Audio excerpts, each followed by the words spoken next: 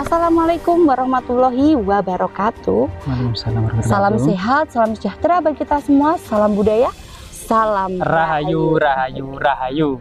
Oke, Kang Ega, kali ini kita akan kemana nih Kang Ega? Kok kita berada di atas awan ini Kang Ega kayaknya? Benar sekali Mbak Nesa. Kita tepat jika lihat ke sana ya. Kita benar-benar berada di atas awan. Di atas awan. Nah, kita mau mengunjungi sebuah makam waliullah yang wali. berada di atas awan. Sangat misteri. Seperti itu ya. Iya ya Mbak Nesa. Kalau kita sekarang berdiri di atas awan sudah biasa. Namun yang luar biasa ada makam di atas awan. Seperti apa ini kira-kira? Kita juga jadi penisirin. Iya penasaran. Penasaran. Seperti apa makam ini? Untuk menuju lokasi ini kita harus mendaki gunung yang tiada henti tadi ya. Iya betul. Mendaki tangga yang tidak ada habisnya dan Sekitar seperti tidak ada ujungnya. 350 anak tangga. 350. Dan tentu ngos-ngosan. Banget. Seperti mau menelan manusia. Menelan manusia. Iya. Jangan ya Dek. Jangan Dek ya. Namun Ya, tidak ya. apa-apa karena ini demi kita mensajikan video terbaik untuk pemirsa semua agar tahu sejarah yang ada di sini ya. Jadi buat kalian nggak perlu jauh-jauh ke sini, cukup kita aja yang merasakan capeknya ya kan. Betul. Nah, kita sama-sama belajar sejarah. Jadi kita akan belajar bagaimana kemudian Islam masuk ke dalam istana Majapahit. Di mana kemudian berdirinya Majapahit ya pada abad ke-13 Masehi. Ternyata bersamaan dengan berdirinya Kesultanan Islam Samudra Pasai di sebelah ujung barat Nusantara.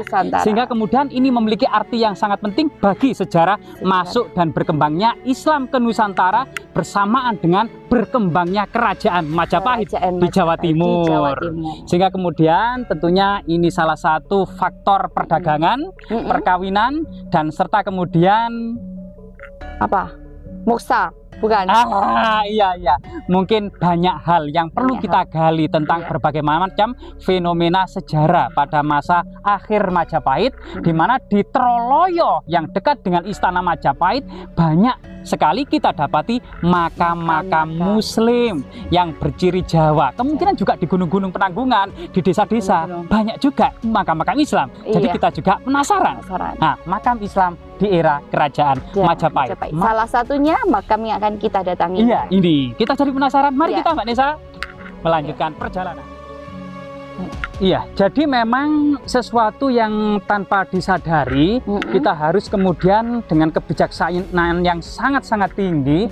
Ternyata ketika Islam masuk di Majapahit awal-awal masih menggunakan istilah-istilah lokal Majapahit. Seperti misalnya apa itu, untuk menyebut Allah gitu ya, Allah dengan sebutan pangeran atau Gusti yang Maha Agung. Iya. Kemudian untuk menyebut sholat itu ternyata sembahyang, yaitu sembah Sang Hyang Widi atau Sang Hyang Tunggal. Kemudian untuk menerjemahkan saum itu puasa, sama dengan ritual-ritual agama Hindu dan Buddha juga melaksanakan puasa. Nah, kemudian tempat untuk melaksanakan ibadah sholat ternyata bukan masjid pada waktu itu. Apa itu? Langgar. Yaitu kosakata berasal dari kata sanggar pamujan. Sanggar pamujan. Iya, jadi kemudian berbagai macam istilah seperti pangeran, gusti, kemudian puasa, sembahyang, langgar, amet banyu wuluh. Ini ternyata tidak berbeda dengan penyebutan agama lokal Majapahit.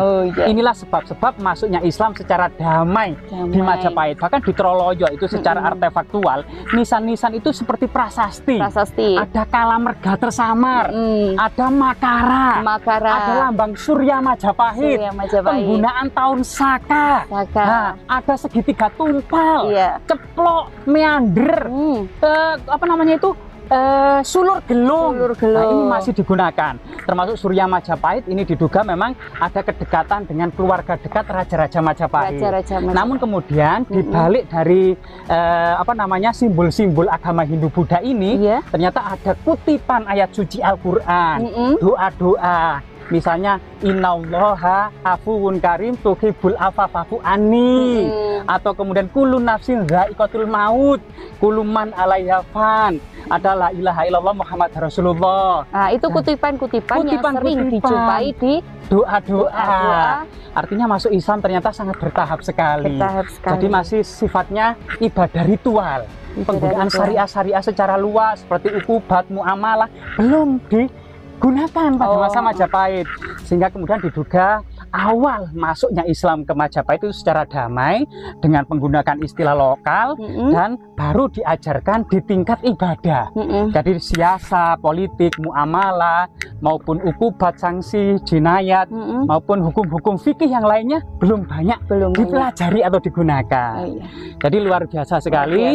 Ini salah satu bukti ya secara artefaktual maupun secara penggunaan istilah-istilah, seakan-akan di Majapahit itu Islam masuk itu belum dianggap sebagai agama baru, melainkan dianggap sebagai agama kasogatan atau agama Buddha dalam aliran-aliran khusus, aliran yang berbeda, yang berbeda, karena banyak aliran-aliran, baik itu Hindu maupun Buddha. Di Buddha saja ada Mahayana, ada Tantrayana, ada juga kemudian di Hindu sendiri ada Waisnawa, ada Tiaga, ada Kasturi, ada Bhairawa, macam-macam aliran, sehingga kemudian ya agama ritual Islam itu juga dianggap bagian dari agama aliran Buddha, namun dalam kiasan yang berbeda. Iya, kiasan-kiasan khusus. Inilah salah satu masuk dan berkembang. Apalagi kemudian pada waktu itu ya Mbak Nesa, ternyata raja-raja Majapahit itu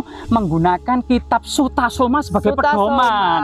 Jadi ketika menghadapi berbagai macam kepercayaan, adat, agama, menggunakan istilah Bhinneka Tunggal Ika Tanhana Dharma Mangruwa, berbeda-beda tetapi tetap satu, tidak ada kebenaran yang mendua. Luar biasa sekali. Ini dibuktikan salah satu fakta ya Kang. Jadi ketika Maulana Malik Ibrahim datang ke Majapahit menghadap Raja Wikramawardhana, mendialogkan Islam secara panjang lebar dan sangat mengesankan, tetapi tanggapan dari Raja Wikramawardhana mengatakan, wahai saudaraku, sesungguhnya agamamu dengan agama-agama yang berkembang di Majapahit ini tidaklah berbeda, hakikatnya sama. Dan mengutip kitab Sutasoma karangan Empu Tantular, berbeda-beda tetapi tetap satu, Bhinneka Tunggal Ika. Sehingga di Majapahit dengan kebesaran kerajaan Majapahit itu juga kebesaran pemikirannya gitu ya, sangat luas, menyadari arti pluralitas, toleransi dan akulturasi. Jadi pada masa lalu di Trowulan ibu kota Majapahit itu ada orang-orang penganut Buddha, penganut Hindu, penganut Siwa, penganut Wisnu, maupun penganut Islam hidup satu rukun dalam satu kota Trowulan. Jadi ini menjadi contoh dan pelajaran bagi kita semua ya, untuk kebesaran hati dan kebesaran pikiran kita. Ternyata leluhur kita memiliki arti sosial yang sangat besar. Jadi memang semboyan Bhinneka Tunggal Ika sudah diterapkan dari dulu ya. Dari dulu di atas di bawah genteng kerajaan Majapahit di abad ke-14 Masehi. Jadi kita akan membuka bahwasanya apakah mungkin ada makam wali di era kerajaan Majapahit yang terletak jauh di atas awan. Kita buktikan secara bersama-sama, menunjukkan secara artefak dan sejarahnya. Luar biasa Mbak Nesa ya. Iya, Kang Iga. Tadi perjalanan ini sempat sempat pusing, pening dan lain sebagainya. Pusing, pening, iya. Apa yang dirasakan? Capek tentunya ya. Capek ya? Iya. Bagian mana yang capek Mbak Nesa? Ya, naik tangga yang tidak ada habisnya teman-teman. Oh iya, ternyata tangganya ini sangat sekitar 300 lebih anak tangga, tapi terjangkau untuk laki-laki perempuan bisa melakukan ziarah di sini. Dan nama Sunan Pangkat itu artinya kedudukan ya, atau derajat. Dan bagi siapa saja yang menginginkan derajat atau kedudukan di tengah-tengah masyarakat, nah ini kemudian ziarah ke sini ya. Bisa berziarah ke sini. Semoga kemudian harapan-harapan tersebut mudah terkabulkan ya. Sesuai harapan dan kepercayaan masing-masing. Oke, luar biasa Mbak Nesa. Ya. Oh, ini sudah sampai ya? Oh, sudah sampai ya. Jadi suasananya itu sangat sakral ya. Oh iya, sudah terlihat sepertinya ya tempatnya ya. Jadi suasananya sebenarnya sangat sejuk, hening, tenang. Jadi untuk melakukan apa ya, berkholwat gitu ya, atau menyendiri, atau beruzlah, berikhtiar, bertawakal ya mungkin, atau bertawasul ya. Bagi teman-teman di NU itu sering kita melakukan tawasulan. Ya, bertawasulan di tempat ini sangat cocok sekali, jauh dari keramaian, berada di atas gunung, jauh dari manapun ya. Kita bisa kemudian untuk menenangkan pikiran dan hati kita, dan kemudian berevaluasi diri gitu ya. Apakah hari kemarin kita melakukan perbuatan yang jahat atau melakukan kebaikan-kebaikan, bagaimana kemudian kedepannya itu agar lebih baik lagi. Nah ini kita sudah sampai ke pintu gerbangnya. Nah ini dari depan terlihat ada tulisan makam kerabat atau Sunan Pangkat. Nanti Kang Iga bisa menjelaskan kepada kita sebenarnya siapa sosok beliau sang Sunan Pangkat ini. Coba kita masuk dulu ya. Dan ini ada banyak sandal ya Mbak ya. Jadi rahayu, rahayu, rahayu. Assalamualaikum. Waalaikumsalam.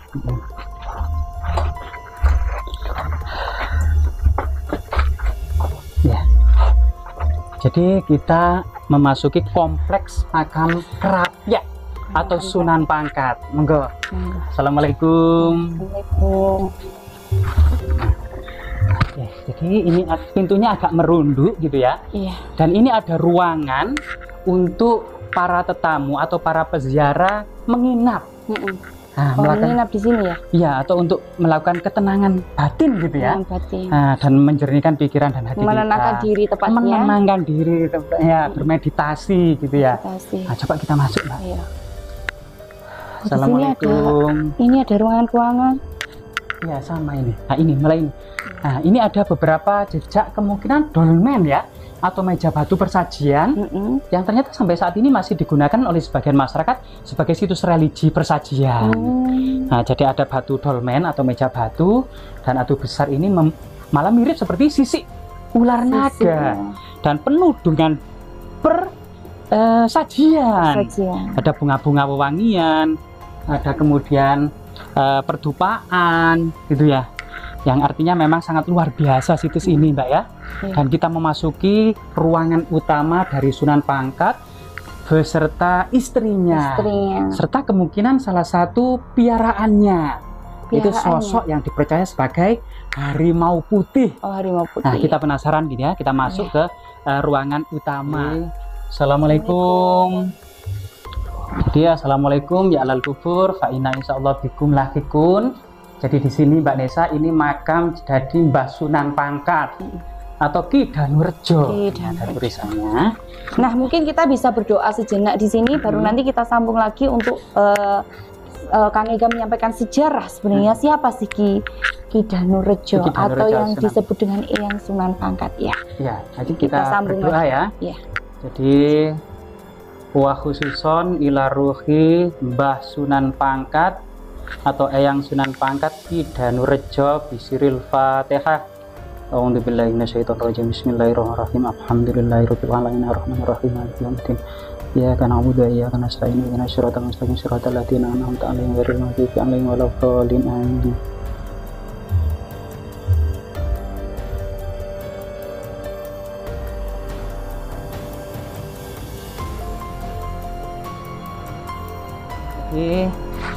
Ini tadi adalah makam Mbah Sunan Pangkat, dan sebelum ke istrinya ini ada semacam altar ya, iya, batu altar pemujaan diduga memang era kerajaan Majapahit.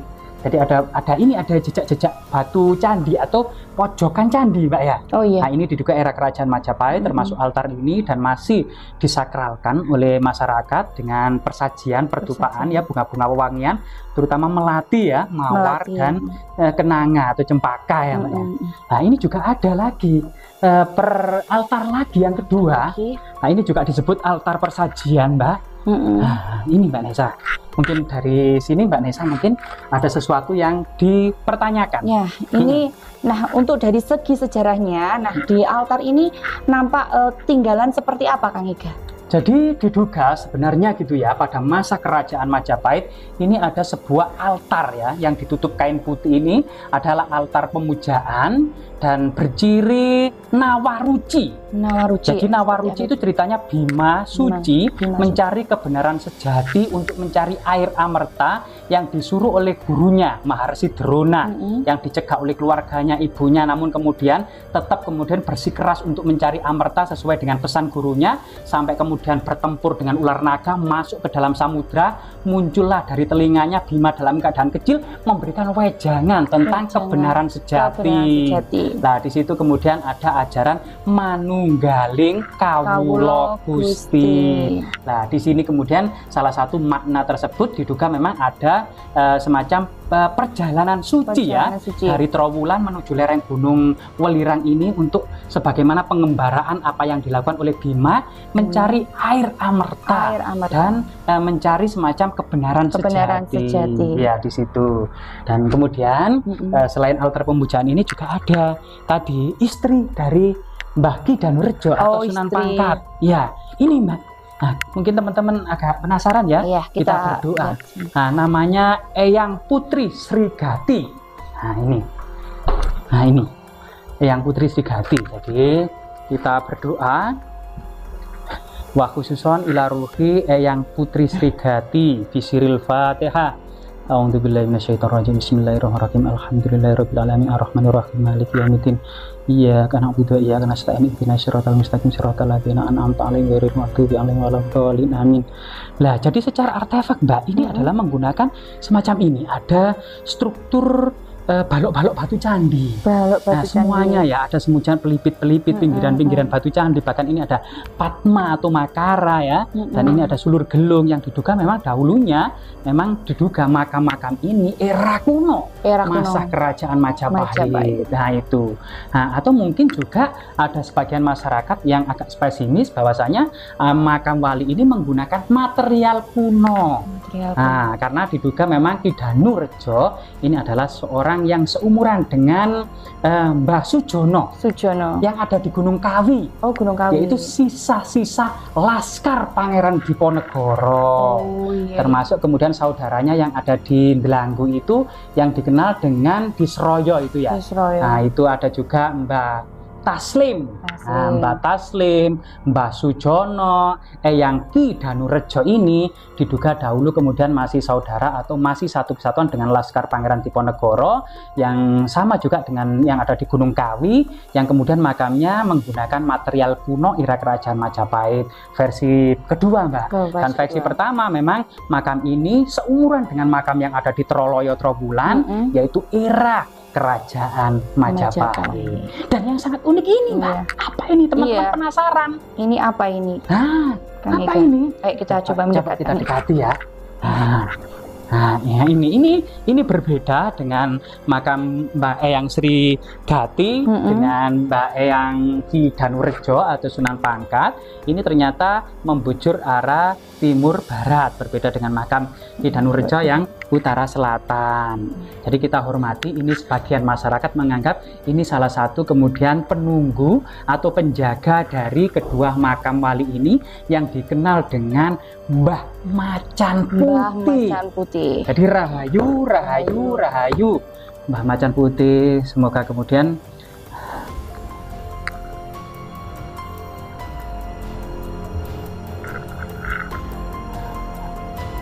jadi banyak hal dan misteri yang ada di tengah-tengah masyarakat kita, Mbak Nesa. Mungkin dari sini mungkin Mbak Nesa ada unek-unek yang perlu ditanyakan atau pertanyaan Mbak Nesa.